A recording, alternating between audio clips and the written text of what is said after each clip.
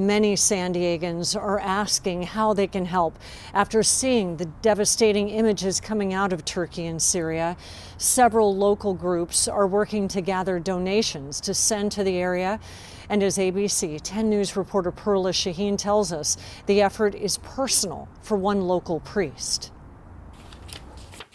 I was born in Damascus. In the name of the Father and of the Son, we've visited Syria frequently. That you do not deal with us according to our sins, but according to your bountiful mercies. The situation there is dire. Father Anthony Bajo lives in Escondido. He's the priest at St. George's Antiochian Church. For the people in Syria and Turkey. But his prayers travel to Syria. When the earthquake hit, the big one, the major one, people were sleeping, and they were sleeping in their homes safely, and it was freezing outside with rain and sleet and snow. Bajo says his family and friends there are okay, but the people are in crisis.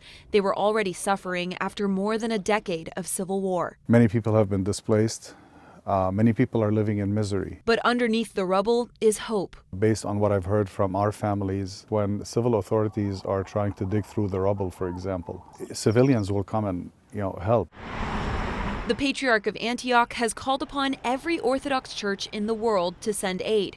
Other aid to the region has been disrupted by sanctions and a corrupt government. People who are donating are concerned that with the Syrian regime, their humanitarian aid isn't getting directly to the people of northwest Syria.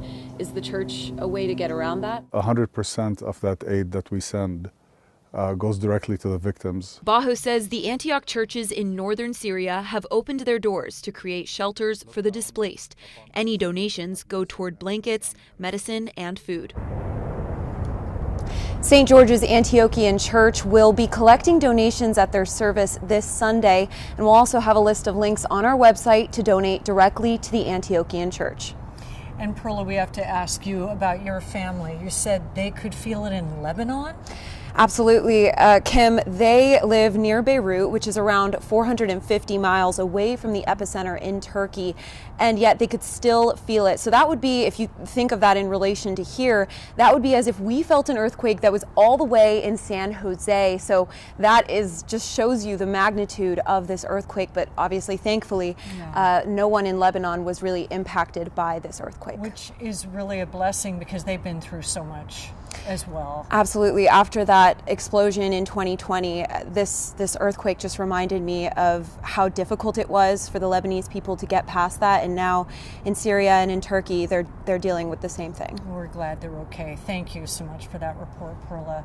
And we have other ways that you can help the victims of the earthquake in Turkey and Syria on 10news.com. Just click on the Resource Center at the top of the page. But that will do it for us here live from Balboa Park at the House of Turkey. Wale, back to you.